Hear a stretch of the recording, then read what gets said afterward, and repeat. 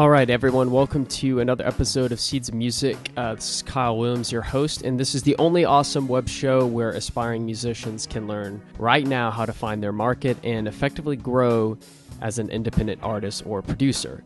Now, even if you don't consider yourself a serious musician, maybe you're a hobbyist or you do it just for fun, in these interviews, we've got a lot of great tips that'll help you enjoy your hobby even more, and you can even apply these lessons in any situation, any vocation to reach your goals and do what you love every day. Today on the show, we have Donnie Schexnayder. What Donnie does is he helps guitar teachers succeed by running a website called startteachingguitar.com. And we're going to go talk about a lot of awesome stuff revolving around that and just being able to monetize your passion or, make a living off of something that you actually care about, which will be guitar for all you guitarists out there. We'll go over why, teaching is a good idea for guitarists in the first place and how anyone can learn to do it, and a lot of few key elements that make a guitar teacher not just good, but great. And you're gonna get a little bit more of an idea from him about how he handles his business, being a musician as well, because I know a lot of us musicians aren't really as, well-versed in the business side of things. So we're going to delve into that a lot with him so we can all take our guitar teaching businesses and our game to the next level regarding that. So let's get right to it. So we're going to jump right in and find out exactly what's going on with startteachingguitar.com. So, Donnie, why is teaching guitar a good idea for a guitarist? Well, teaching is a good idea for a lot of different reasons.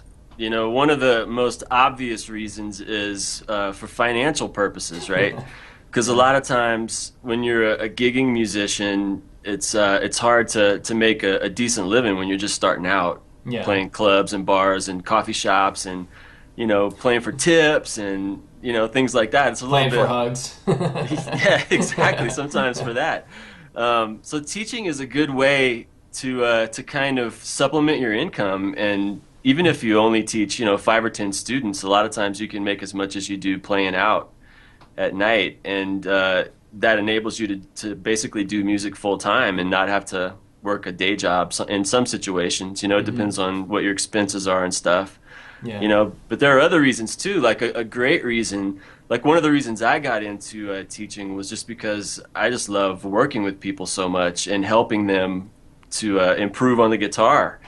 So that's kind of what started the whole journey out for me. And then I also, a side bonus, I found out along the way that whenever you teach something, it helps you learn it 10 times better yourself. So you become a much better musician, a much better guitar player, and you definitely get the increased ability to communicate musically and explain what you're doing a lot better too. So it just helps you be a better all-around musician, I think. Nice. So it's not just a one-way street where someone comes in, you give them some information, you take some money, you say bye-bye. No, it's like they come in, you provide real genuine value for them, and you in return receive genuine value, not just in terms of monetary compensation, but you're also becoming a better, better at communicating and also becoming a better musician. That's a twofold reason why someone should learn to teach guitar. Definitely. Yeah, absolutely. I mean, I can think of examples in my own guitar playing, things like, learning the modes of the major scale. Yeah, can you give us a specific example? Yeah. Something that you improved on. Definitely. So, there's obviously, 7 patterns that you learn whenever you're learning how to play modes, the scale patterns on the guitar fretboard. And it's one thing to just kind of go through and memorize those yourself in the different keys and stuff. Yeah. But, so I obviously did that first in the early days, but I thought I knew them. And then, sometimes I'd be playing and I'd kind of get lost and stuff like that. Yeah. But after I taught those particular patterns to enough students, not only did I learn it myself, but I taught it to probably 10 or 15 different people. And after a while, I knew those patterns inside and out.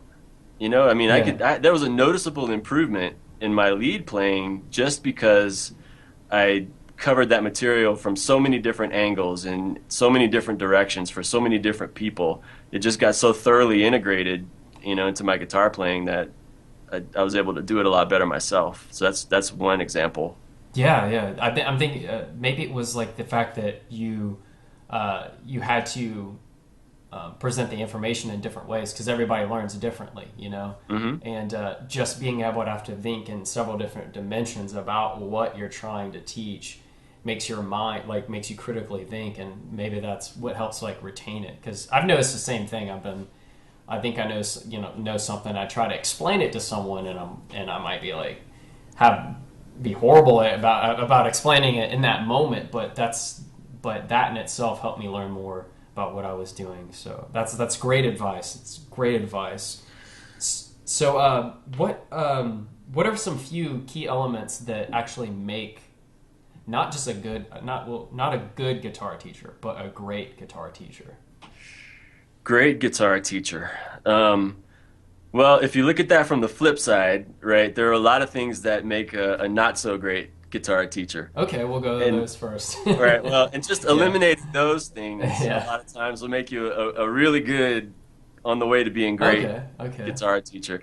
And a lot of the stuff, I think the problem with a lot of teachers is they get into it and they're just kind of flying blind, and they've never really taught before, and they just kind of try to figure it out as they go along. And a lot of times, I mean, that's how I kind of got started learning. But it's one of those things that you can avoid a lot of pitfalls, a lot of problems, a lot of mistakes if you can do a little bit of knowledge acquiring, ahead of time. And that's what I try to do in my podcast and the materials I put out, is provide that knowledge from my own experience and from the experience of other people. So, but like one of the big mistakes that a lot of guitar teachers make is that they think it's all about them, right? They'll get students. Let me show you this lick. Let me show you what I can do. Let me show you how I can play this. Let me show you how fast I can play. Yeah. Don't go into the wrong Sam Ash. You might run into that guy who lets you play. There's a lot of people I think you hit it on the head, man. A lot of musicians are like that. It's like, we feel like we have to compensate for our insecurities or something through our guitar, and we have to shove that in people's faces. And I think when someone like that starts to teach, that's just naturally what happens, But, I mean, put yourself in the student's perspective as a consumer. So as a consumer, as a customer, as a guitar student yourself, I mean, would you want to study with someone that you didn't feel like cared at all about what you were interested in on the guitar, where it was all about them? Probably not. I know I wouldn't. I've had teachers like that in the past, and it wasn't a very positive experience for me. It didn't last more than 2 or 3 lessons, Because sometimes somebody might have an off night or something, and it's like, okay, well, I'll give them another chance. And but after a while, if they're so narcissistic and just all about themselves and what they can play and what they think I need to learn, and as a student, if I don't have a say in what's going on, that's no way to run a business and be successful working with other people. So I mean, making it about the student probably is one of the biggest keys to being a great guitar teacher. It's kind of a long answer.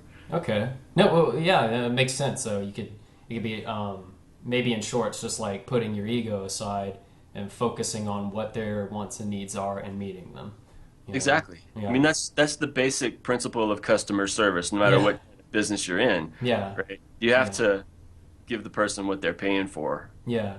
And that kind of applies to just music performance too. If you, aside from guitar teaching, you go to put on a show, like, people want to be entertained, they want to have a good time, they want to cut loose, they want to hear good music. So, and that's customer service in a sense. You have to deliver on that. Yeah, exactly. Yeah. Exactly. You can't get up on stage and just play the stuff that you want to play, and expect everybody just to naturally want to listen to it. Yeah. So you have to kind of do it with the customer in mind.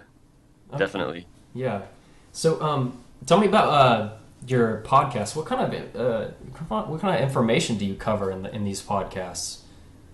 Man, I cover everything I could think of. I try to like we were talking about before, about covering information from a lot of different angles. Yeah. Right. So I have a pretty broad background in small business. I used to be I had an IT consulting business for a long time. I actually worked at a church for a long time in my early 20s, and I've done lots of different stuff with music besides my guitar teaching business. I've done real estate investing, done a lot of different things. You Nice. know, some of them were more successful than others. You know, Yeah. I hesitate to mention the real estate part because I didn't do all that well with that particular thing. But a learning experience, like you had to have learned, Exactly. have some lessons there. Exactly. So I've been able to take kind of that broad, you know, range of experiences and stuff that I've done, and draw lessons out of that and things that apply specifically to teaching guitar and things that I've experienced in my own teaching business too. So it's what I try to do in the podcast is just take a different angle of what it means to be a great guitar teacher and kind of expand on that.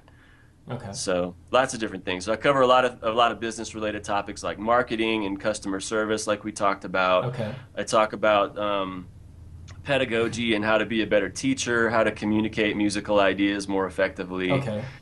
You know, I talk a lot about mindset and thinking and your attitudes and how Yeah. all of that stuff affects That's how key. successful you are. Yeah. So yeah, Yeah.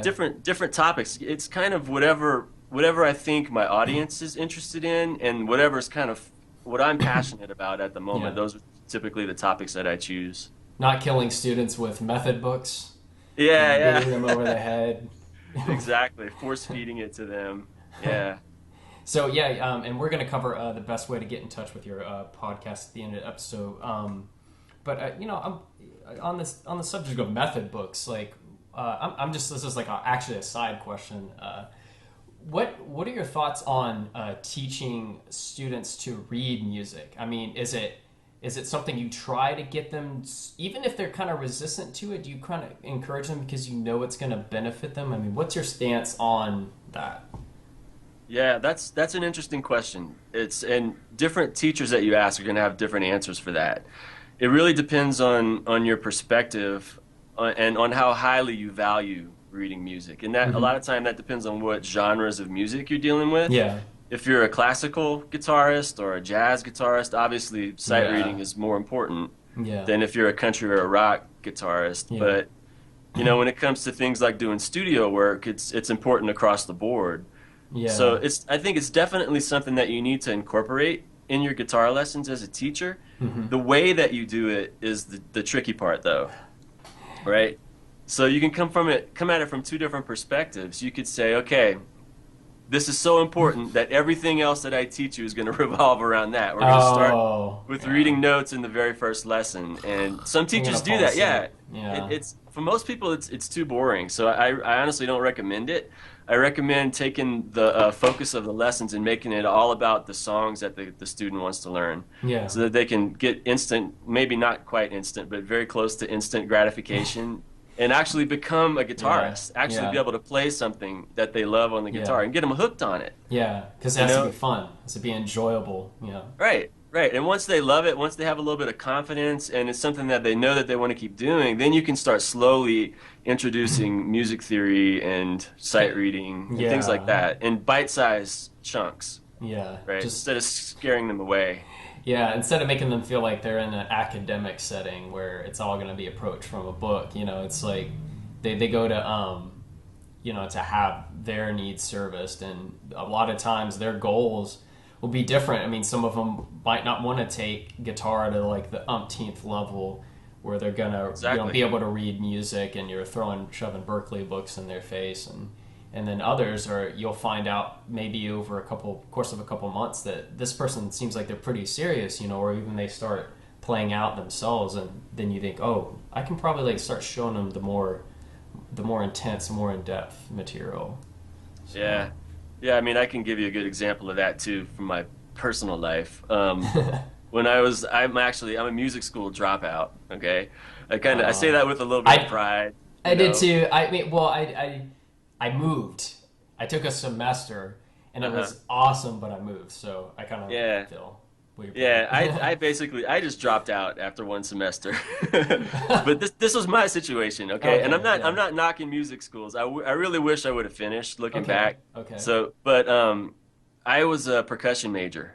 I grew up in Louisiana, so I was down there, and I was basically a rock drummer.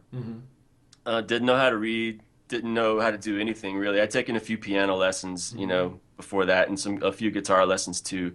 But I went in there, and that whole semester, man, it was like drinking out of the fire hose, right? It was. I Yeah. took a basic music theory class. I took some ensemble classes. I had to do all this different stuff, Yeah. all, hours and hours a Piano. day. Yeah, yeah. I took Yeah. another piano class, Yeah. but but I guess the point that I'm trying to make is my goal for enrolling in that school was because I wanted to become like the best drummer in the world, right? I had been reading Modern Drummer magazine since I was 13 years old, and I wanted to be able to play like those guys, right? And they Yeah. all went to music school. So I Yeah. was like, okay, that's what I'm going to do. But when I got there, it felt like I got hit in the face with a shovel, right? Because it was all this stuff that didn't have anything to do with playing the drums, Yeah. right? So Mm. my goals, my desires, what I wanted out of that experience and what they delivered were two totally different things. And I think that happens a lot in guitar lessons too. Okay. Well, what's your overall perspective on formal music education and one-on-one lessons? Like say you've got one person who is thinking about going to school for music, and you got another person who maybe knows the music they want to play, like rock or whatever, and the instrument they want to play, and they've got the option of here's a guy who's going to teach them on that instrument who also has like music experience, maybe from school or maybe from not. What's your opinion on like the pros and cons of one and the other? Well, I'll be honest with you. I'll give you kind of a practical opinion on it. And this is All just right, my that's opinion. what we need. We need Right. practical, honest opinions. It's my opinion that as if you go and get a 4-year music degree and you end up paying, I don't know, what is it, $50,000, $80,000 for that, student Yeah. loans, a bunch of Yeah. debt. I think it's going to be really difficult for you to get a job in music Yeah. and pay all of that back, maybe outside of teaching. Yeah. Um, that's another point for being a guitar teacher, right? Because if Yeah. you got a lot of student loans to pay back, it's a good way to make Yeah. extra money to do it. Yeah. If all you really want to do is just be a music performer, then I would just say find a really good teacher in your area that has the skills that you want to learn, Yeah. and just hook up with that person and study with them as long as you can. Mm-hmm. I mean, if there are things and skills and experiences and relationships that you can build in a Yeah. degree program at a good school Yeah. that definitely make it worth doing. I'm not downing it at all, but it's expensive. Yeah. Oh yes, my Hey, friend. That's like, I mean, yeah, like I love college. I love the academic environment. I love the vibe of it, but I just feel like the game has changed. It's different. Now it's like, it's not necessary. That model doesn't necessarily have to apply in all situations. Like what you're talking about, finding a guitarist in your area who's doing what you want to do, has the skills that you want to learn.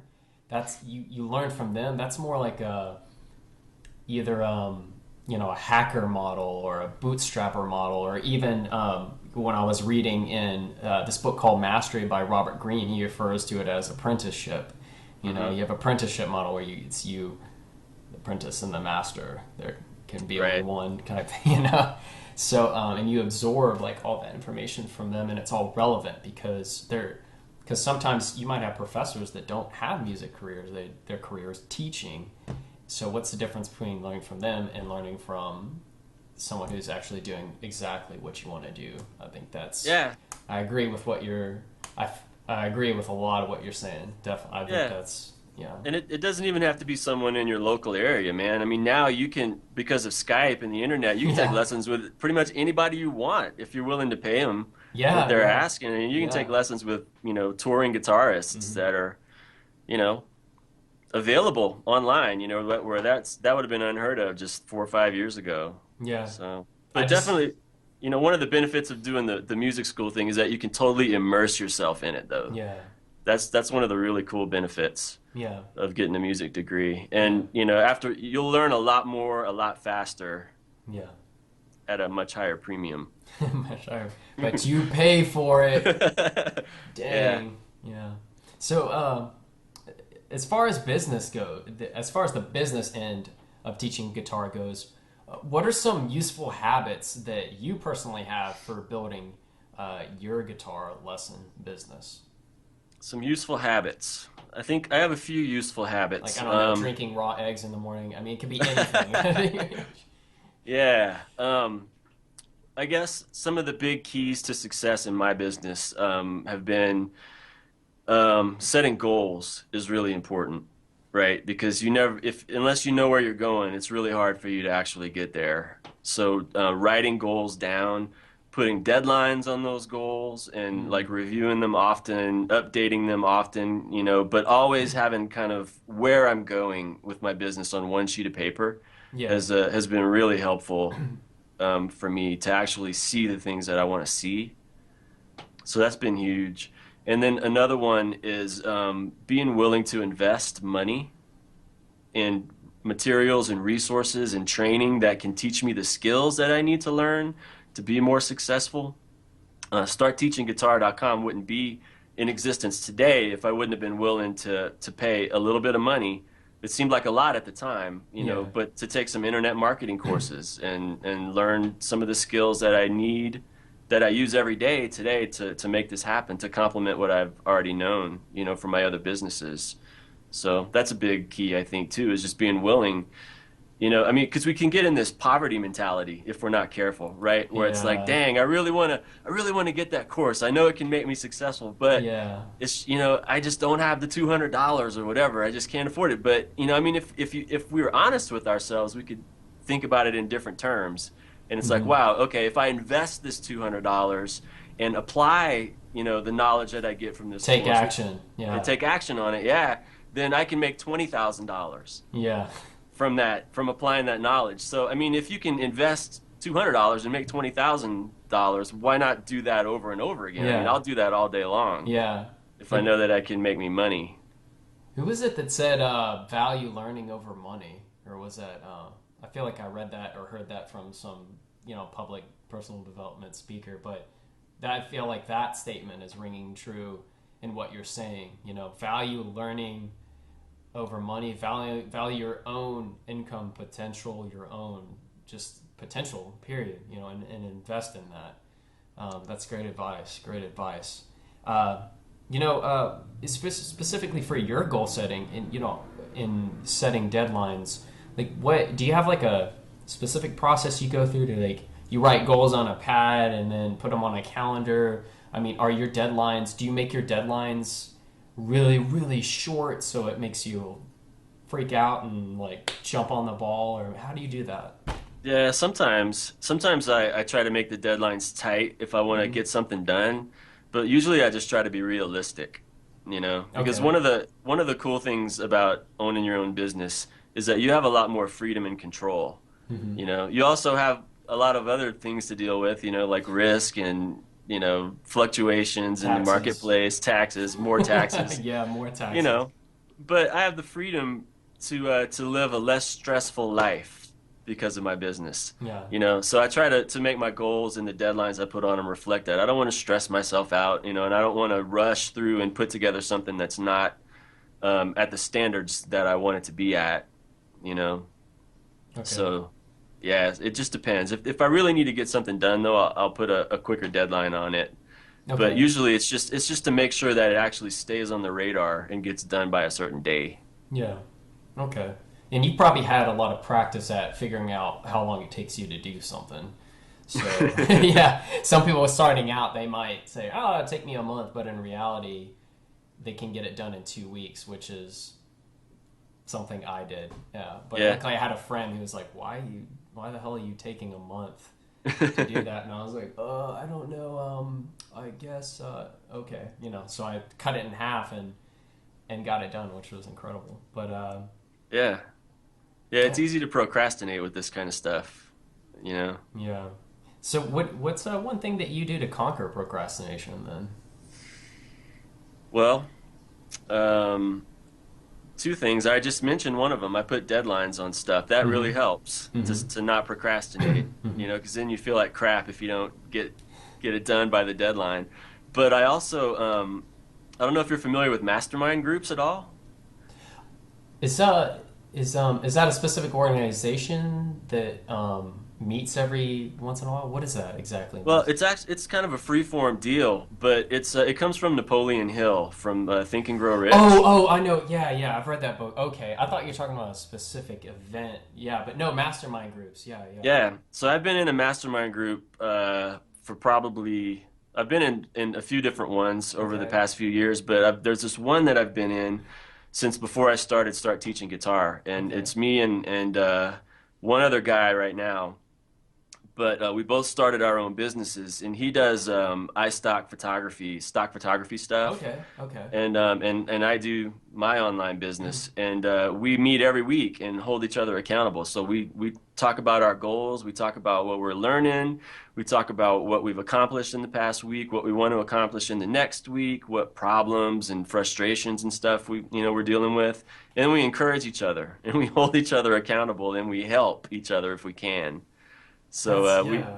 yeah, we do that over Skype and every Monday, and Okay, so a set time, huh? yeah, it's been amazing. I would have quit a few different times when the going got tough with Oh, start teaching really? guitar if it wouldn't have been for that group. Oh, So wow. So this could be an essential thing that maybe guitar teacher or guitarists who want to teach, to get in, not only having, like start teaching guitar and all the resources there, but do you have a community where people who come to your website or purchase your products can form mastermind groups with each other? I mean, do you do it through the comment section or is there a forum? How can they do that?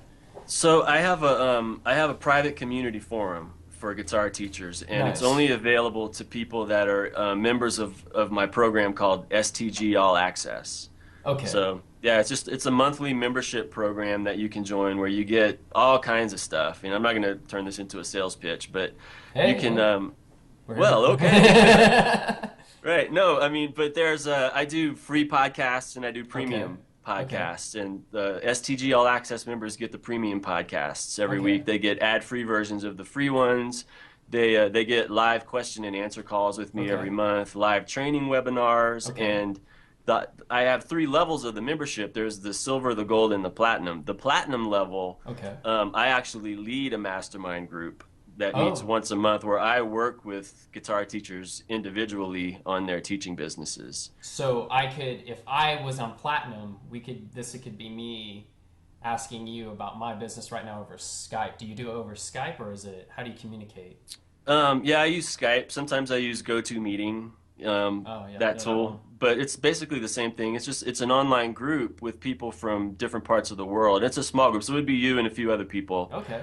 And we would just be just masterminding it, man. Just I would provide Mastermind. strategy and direction Yeah. and kind of And help you yeah. decide what you need to do in your teaching business to reach your goals, and then we would Yeah. all provide encouragement and accountability to get it done. Yeah. And keeping people from giving up. That's probably, you know, that's like 100% of the reasons that guitar teaching businesses fail is because people give up. I mean, no one like drops a bomb on your head or Yeah, you you know get discouraged, stabs you. man. Yeah, something happens and you get discouraged, you get burned out, you give up, and that's why 50% of small businesses fail right there. There you go. There you go. Well, that's great, man. That's great to know that you have like that, a product like that to offer to, people who really just need the information, but they also need other people to talk to and communicate and just stay encouraged. And that's really awesome that you have that. So moving on to one thing that that I think is really important.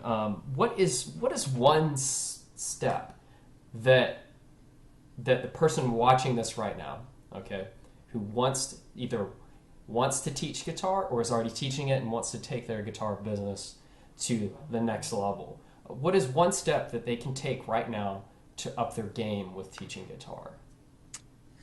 Right Wow. now. Yeah, right now. It depends on their situation, honestly. The biggest thing that most guitar teachers struggle with, in my opinion, is marketing. Okay. So the two, I'm going to give away some free information here, right? The two biggest ways that most people attract students today is 50% of the time it's through word of mouth referrals, Okay. and the other 50% is through online marketing. Okay. Okay, the old days where, you know, it was just about putting up flyers at Starbucks and you would get calls for students. I mean, that still works to a degree.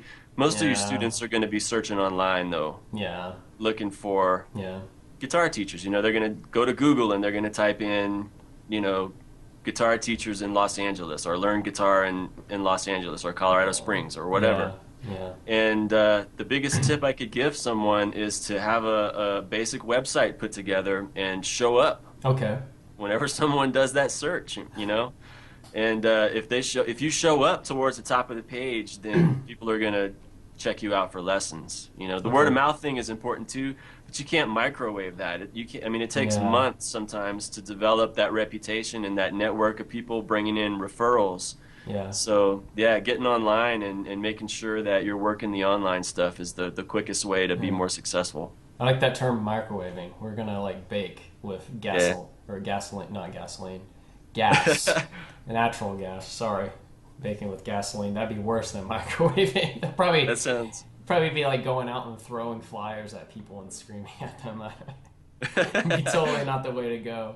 yeah. So besides your like podcast, what other resources, what other products do you have on your site, you know, that will help guitarists wanting to teach guitar? So I have some free stuff, and I have some stuff that requires a little bit of an investment. I already mentioned the membership program. I offer some training courses.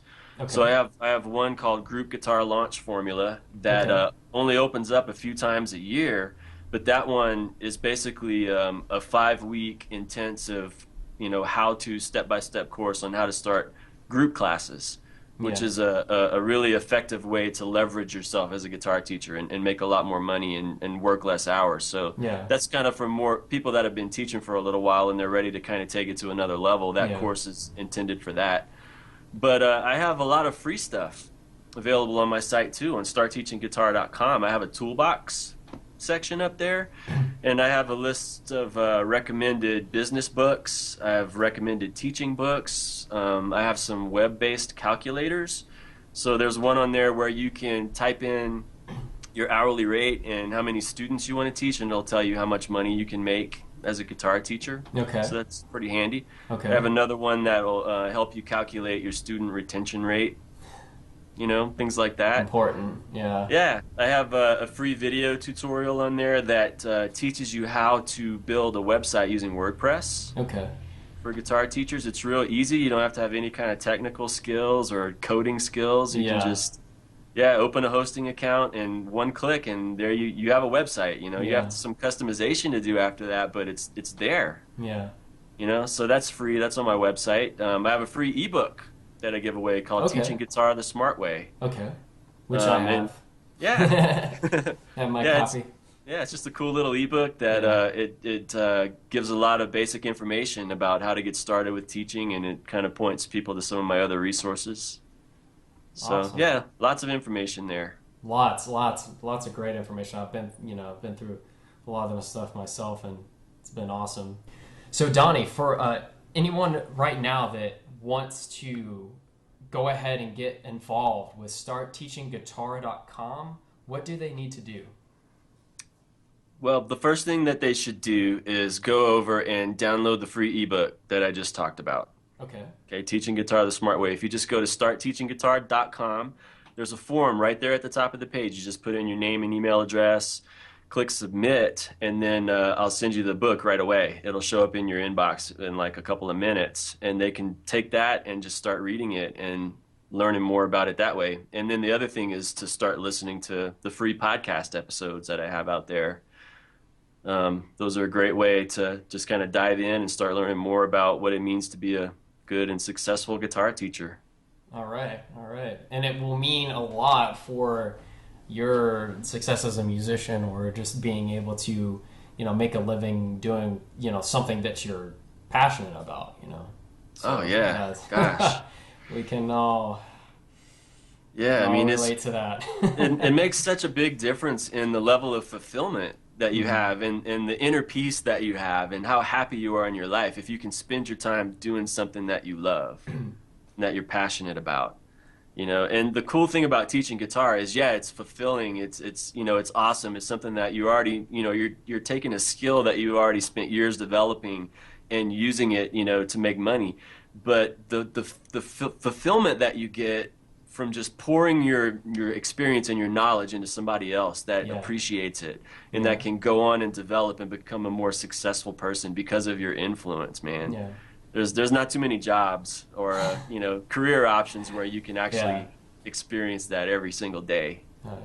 That's excellent. Yeah, that's great. So I recommend that everybody who wants to get in on this to go to startteachingguitar.com, and like Donnie said, you know, sign up for his you know, email newsletter and get that copy of Teaching Guitar the Smart Way, the ebook.